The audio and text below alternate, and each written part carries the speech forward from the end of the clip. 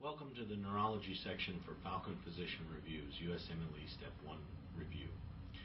Next we will cover reward mechanism, hypothalamus, and lateral eye movements.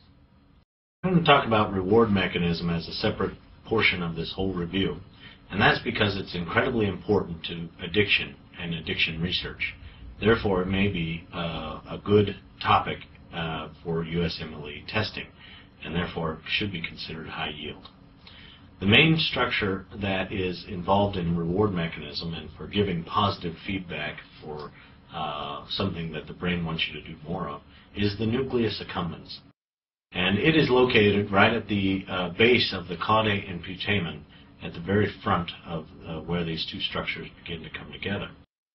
It is seen here labeled by the arrows at the bottom, nucleus accumbens. This is one of those areas that if you were to take a rat and put an electrode in this area of the nucleus accumbens and allow that rat to self-stimulate, that rat would sit there and stimulate itself electrically so it is thought that this region of the brain serves as a reinforcement of behavior. Now, when this area gets a little bit of dopamine on it, it apparently is a very highly motivating feeling. And the problem is that you can circumvent the natural activation of the nucleus accumbens through the use of cocaine. Cocaine releases dopamine upon the nucleus accumbens and strongly activates the structure.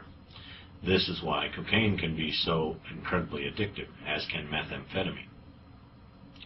Now, the problem is that using this artificial activation of the nucleus accumbens, the brain is very efficient and decides to adapt to anything that's overstimulating it. So let's look at the hypothalamus. The hypothalamus, seen here on the midline section of the brain, is the area right underneath the thalamus. It's the smooth region that is seen here in pink. This is important in, of course, endocrine function, but it's also important in behavioral function. So it does regulate feeding. Some of the examples, if you were to lesion the ventral medial portion of the hypothalamus, that's considered to be the satiety center. So if you have no satiety center, you will not feel satiated no matter how much you eat.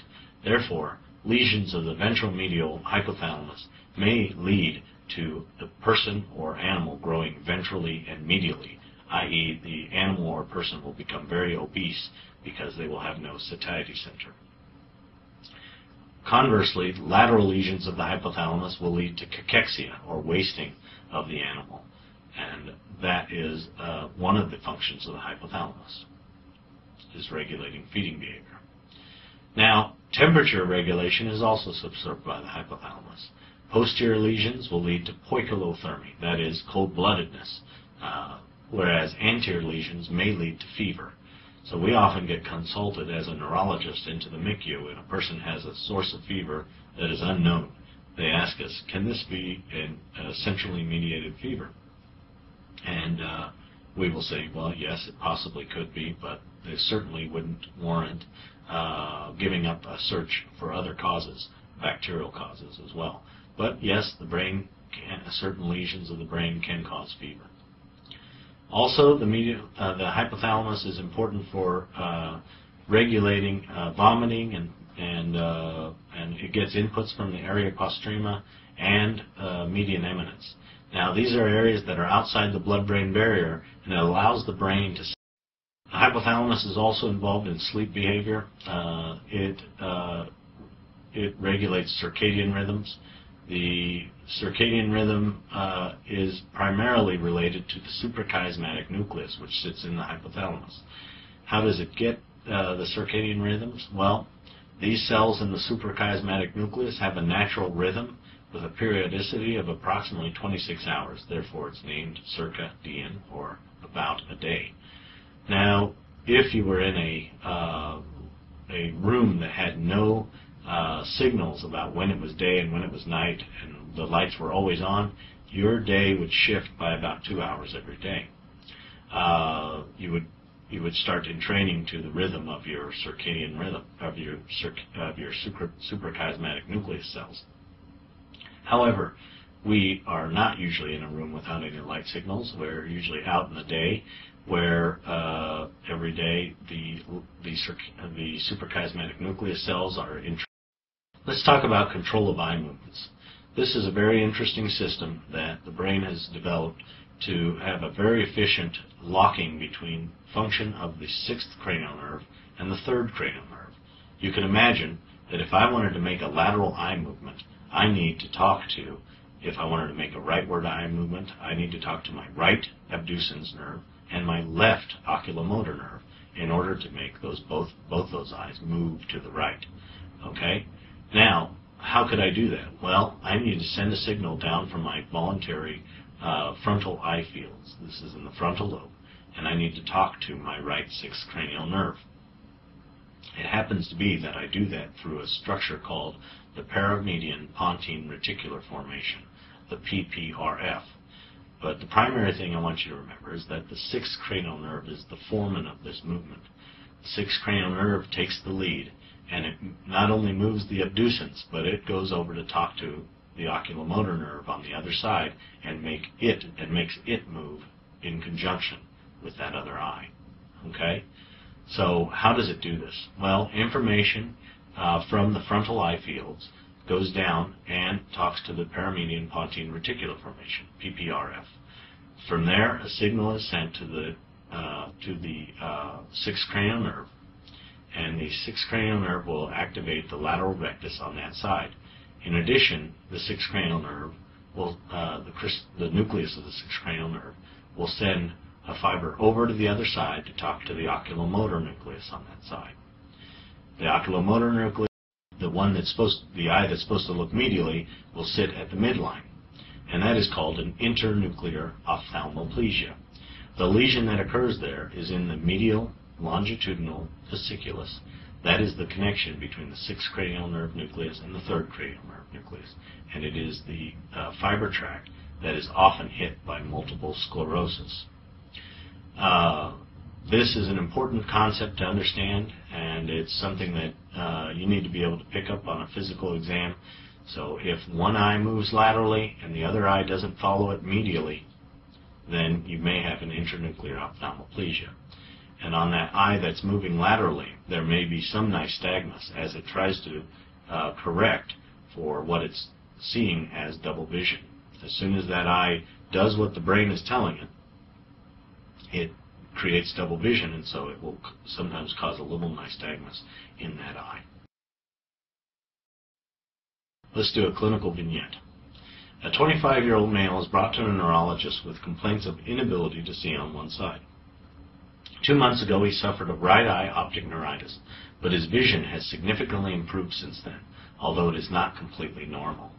On lateral gaze in either direction, one eye does not adduct, and the other has nystagmus on abduction. The finding is characteristic of a bilateral internuclear ophthalmoplegia. Fundoscopy reveals temporal pallor on the right disc due to atrophy of optic nerve fibers. Visual field testing reveals a right paracentral scotoma.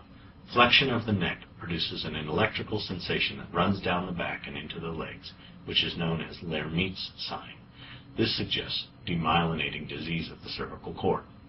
So what we have here is a patient that has had many different deficits, neurologic deficits, that are separated in space and in time. He had an optic neuritis, he had internuclear ophthalmoplegia, and now he's also got some possible demyelination in the cervical cord, as seen by Lermite's sign.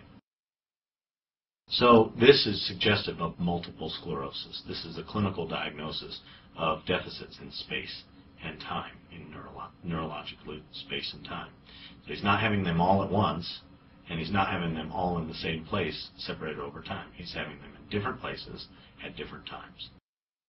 So this is multiple sclerosis, and what we would do to work it up includes a lumbar puncture. A lumbar puncture may see an increase in CSF IgG concentration, including oligoclonal bands. These are proteins that are evidence of antibodies that are being produced against a particular antigen in the central nervous system. You may also do things such as evoked potentials. Visual evoked potentials may be able to reveal his prior optic neuritis, where you would see slowing of the conduction between a light signal in the eye and its reaching of the occipital lobe. You may see a difference. One eye may conduct much slower than in the other optic nerve.